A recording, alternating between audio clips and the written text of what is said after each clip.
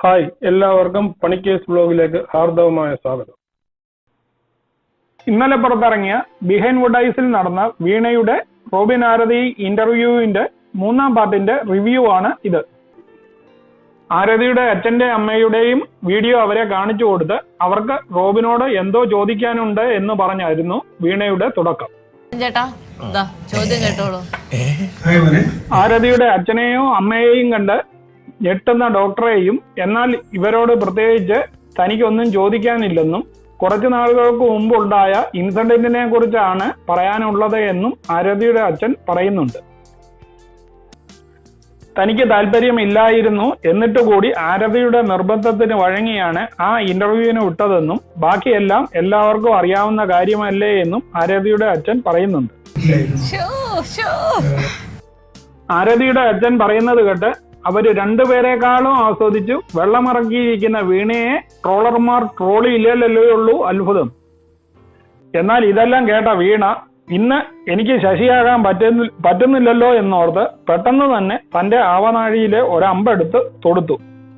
ഇതാ കണ്ടു നോക്കൂ. ഞാനൊരു കാര്യം ചോദിക്കട്ടെ, ഇവിടെ എങ്ങാനും ജീവിതത്തിലേക്ക് വന്നില്ലായിരുന്നെങ്കിൽ ഇപ്പൊ ലൈഫ് എന്താകുമായിരുന്നു? പക്ഷെ ഇതിന് റോബിനല്ല വീണയെ എറയിൽ കയറ്റിയത്. ആരതി ചാടിക്കയറി റോക്കറ്റിൽ കയറ്റി വീണയെ ആകാശത്തേക്ക് പറഞ്ഞു വിട്ടു. അത് കേട്ട് ചമ്മിയ വീണ കേരള മാട്രിമോണിയലിൽ പോകുമായിരുന്നോ, മാറ്റാതെ ഇത് എന്നൊക്കെ പറഞ്ഞ് ചമ്മൽ മാറ്റാൻ ശ്രമിക്കുന്നത് നമുക്ക് കാണാൻ പറ്റും. ഒരാൾക്ക് ഇഷ്ടമല്ല എന്ന് പറഞ്ഞു കഴിഞ്ഞാൽ ഫോഴ്സ് ചെയ്ത് അത് സമ്മതിപ്പിക്കാൻ പറ്റത്തില്ല എന്ന് പറയുന്ന ഡോക്ടർ അത് പലർക്കും കൂടിയുള്ള ആൻസറായിട്ടാണ് പറയുന്നത്. മുമ്പേ ആരതിയുടെ കയ്യിൽ നിന്നും ചമ്മൽ മേടിച്ച വീണ ഇപ്പോഴും നോർമൽ ആയിട്ടില്ല. ആ മുഖഭാവം കണ്ടു കഴിഞ്ഞാൽ മനസ്സിലാവുന്നില്ലേ? ആ ഇന്റർവ്യൂ പോലും നമ്മൾ കണ്ടുമുട്ടാൻ വേണ്ടി മാത്രമുള്ള ഒരു ഇന്റർവ്യൂ.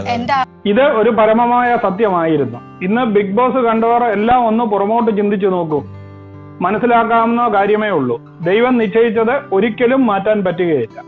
ഇല്ലേൽ അങ്ങേര് പാര വെച്ച് കുത്തി ഇളക്കിക്കളയും. അതിന് ഇത് തന്നെ ഉദാഹരണം.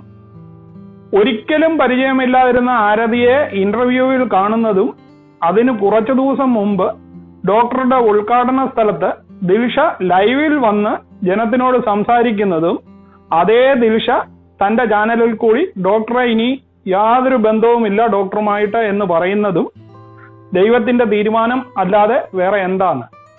എത്ര സിംഗിളായ പെൺകുട്ടികൾ തന്റെ ഇന്റർവ്യൂവിന് വന്നു എന്നും അവരോടൊന്നും തനിക്ക് ഒന്നും തോന്നിയില്ല എന്നും പറയുന്ന ഡോക്ടറോട് അടുത്തിരുന്ന് നന്നായി അതെ എന്ന് നൈസായി പറയുന്ന ആരതിയെയും, അത് കേട്ട വീണ എന്താ പറഞ്ഞത് എന്ന് ചോദിക്കുമ്പോൾ ആദ്യം കണ്ടപ്പോൾ മുടിയൊക്കെ വല്ലാതെ ഇരിക്കുകയായിരുന്നു എന്ന് മാറ്റി പറയുന്ന ആരതിയെയും കണ്ടോളൂ നിങ്ങൾ.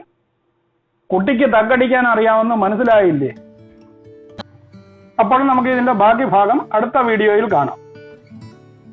നിങ്ങൾക്ക് ഈ വീഡിയോ ഇഷ്ടമായെങ്കിൽ ചാനൽ ലൈക്ക് ചെയ്യുക, സബ്സ്ക്രൈബ് ചെയ്യുക, കൂട്ടത്തിൽ ആ ബെല്ലൈക്കൺ കൂടി ഒന്ന് അമർത്തുക.